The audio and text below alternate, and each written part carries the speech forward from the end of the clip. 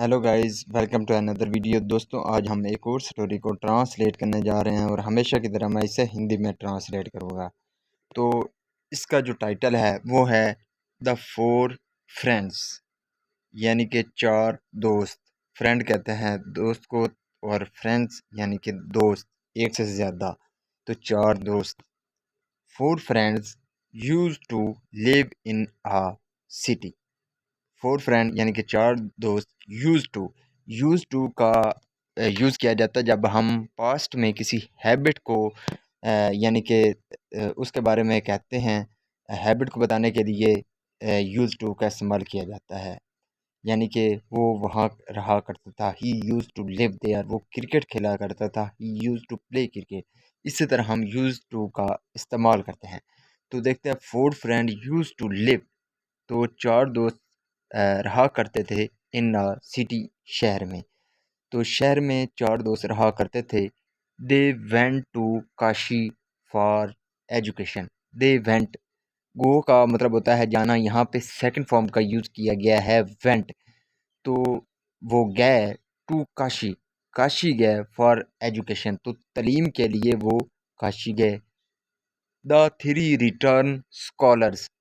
The three यानी कि जो तीनों हैं, रिटर्न, रिटर्न यानी कि वो वापस लौटे।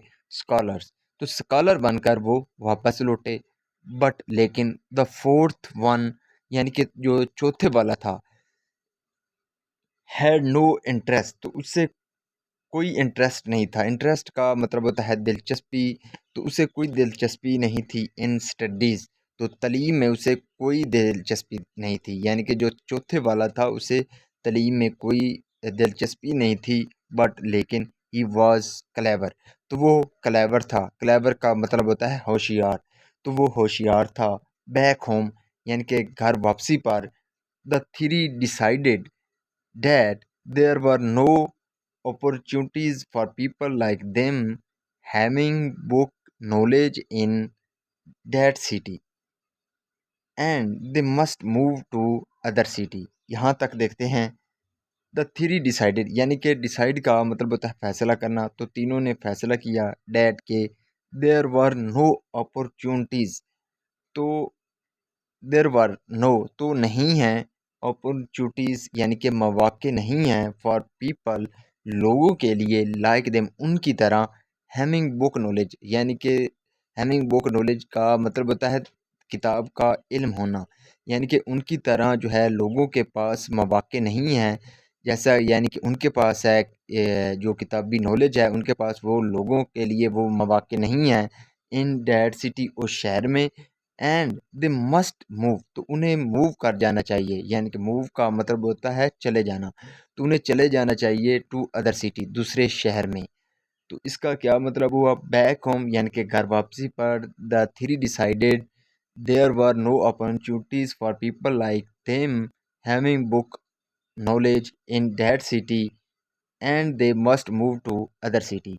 तो उन्हें क्या कर देना चाहिए कि उन्होंने फैसला किया कि लोगों के पास यानी कि मौका नहीं है, जैसे कि उनके पास नॉलेज है किताब का उस सिटी में। और उन्हें क्या कर देना चाहिए, मूव कर जाना चाहिए अदर सिटी, यानी कि दूसरे शहर चला जाना चाहिए, या ऐसा उन्होंने सोचा।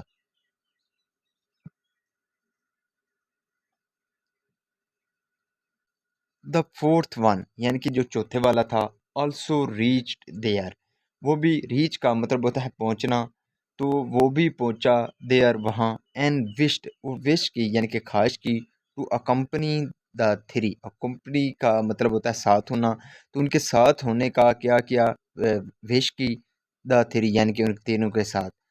दोबारा देखते हैं, the fourth one also reach there, यानी कि जो चौथे वाला था वो भी वहाँ पहुँच गया। And wish to accompany the three, और उनके साथ जाने की ख्वाहिश की। वन स्कॉलर सेड, यानी कि एक स्कॉलर ने कहा, यू हैव नो नॉलेज, तुम्हारे पास कोई इल्म नहीं है। What shall you do their, what shall do you do their, तुम वहाँ क्या करोगे। एन अदर रिमार्क, यानी कि दूसरे ने क्या किया, रिमार्क किया, यानी कि उसने कहा, डेट डजन मैटर, यानी कि ये मैटर नहीं करता। ही इज़ क्लेवर, ये होशियार है। He will use brains to earn money. He will use तो वो इस्तेमाल करेगा, ब्रेन यानी कि दिमाग को, टू अर्न मनी तो पैसे कमाने के लिए वो क्या करेगा, अपने जहन को इस्तेमाल करेगा। सो इसलिए द फोर सेट आउट का मतलब होता है निकल जाना, रवाना हो जाना। तो जो चारों हैं वो रवाना हो गए। They reach a dense forest. They reach वो पहुंचे। और डेंस फॉरेस्ट, डेंस का मतलब होता है घना, तो फॉरेस्ट, फॉरेस्ट जंगल को कहते हैं। They reach a dense forest तो वो एक घने जंगल पहुंचे। दे सॉ, सी का मतलब होता है देखना, तो सॉ देखा। और dead line, lion there. Dead का मतलब होता है मरा हुआ, लायन शेर को कहते हैं, तो मरा हुआ शेर देखा, देयर वहाँ। दे सॉ और डेड लायन देयर तो उन्होंने वहाँ एक मरा हुआ शेर देखा। इट वॉज डेड, ये मरा हुआ था। फॉर सम डेज, यानी कि कुछ दिनों से ये मरा हुआ था।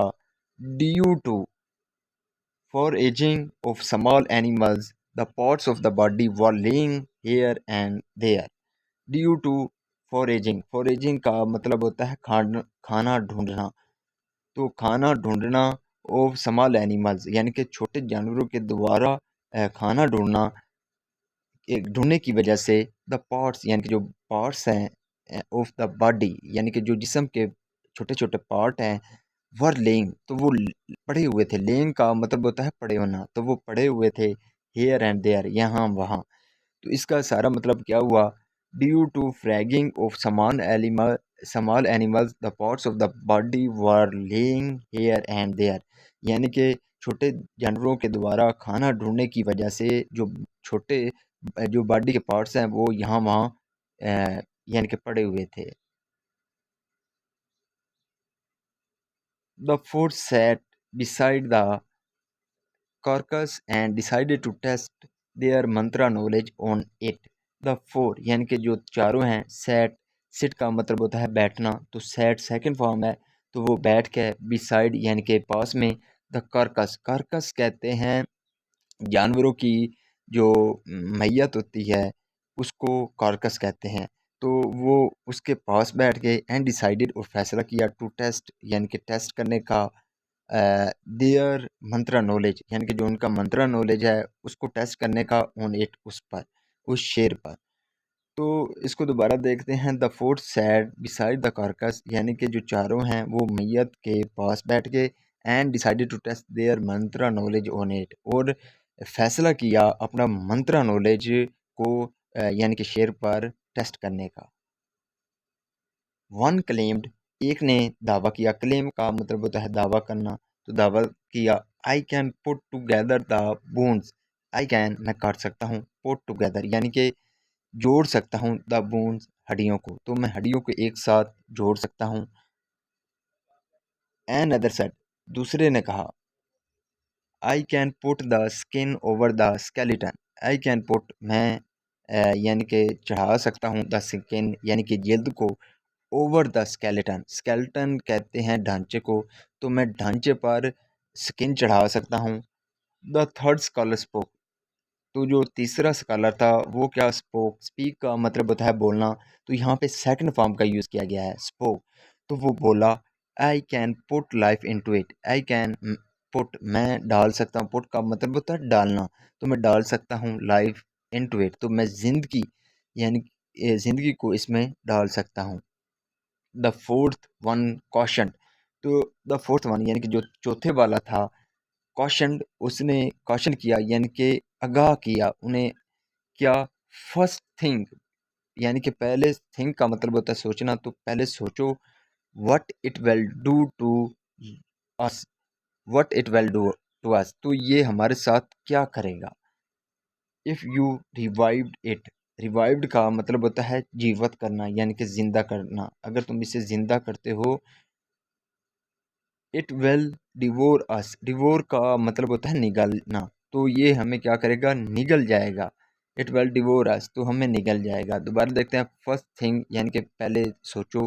What it will do to us, ये हमारे साथ क्या करेगा। इफ़ यू रिवाइव्ड इट, अगर तुम इसे ज़िंदा करते हो। इट विल डिवोर अस तो ये हमें निगल जाएगा। द थ्री सेट यानी कि जो तीनों हैं उन्होंने कहा। डोंट ट्राई, डोंट ट्राई यानी कि कोशिश मत करो, to disturb the three said यानी कि तीनों ने कहा, डोंट ट्राई यानी कि कोशिश मत करो, टू डिस्टर्ब परेशान करने की, ओवर ग्रेट एक्सपेरिमेंट, एक्सपेरिमेंट का मतलब होता है तजुर्बा, तो हमारे बड़े तजुर्बे को परेशान करने की कोशिश मत करो। इट इज़ टेस्ट, ये टेस्ट का मतलब होता है आजमाइश, तो ये आजमाइश है ऑफ ओवर नॉलेज, तो ये हमारे इल्म की आजमाइश है। The three began their experiment, the three यानी कि तीनों ने, बिगैन, बिगैन का मतलब होता है शुरू करना, तो यहाँ पे भी सेकंड फॉर्म का यूज़ किया गया बिगैन, तो उन्होंने शुरू कर दिया देयर एक्सपेरिमेंट्स, तो आपने जो तजुर्बात हैं उनको क्या करना शुरू कर दिया, उन्हें शुरू कर दिया। विन या द थर्ड वन यानी कि जो तीसरे वाला है, बिगैन हिज प्रोसेस, तो उसने बिगैन शुरू किया हिज प्रोसेस अपना अमल of putting life into the lion, of putting डालने का, लाइफ यानी कि ज़िंदगी, इनटू द लायन शेर में। When the third one began the process of putting life into the lion यानी कि जब तीसरे वाले ने अपना जो अमल है ज़िंदगी शेर में डालने का प्रोसेस वो शुरू किया, द फोर्थ वन वॉर्न, तो जो चौथे वाला उसने क्या किया, वॉर्न यानी कि इंतबाह किया, यानी कि कहा, थिंक अगेन, दोबारा सोच लो, फूल्स, बेवकूफ़ों, it will kill us all, it will kill तो ये मार देगा, अस ऑल हम सबको, तो ये हम सबको मार देगा।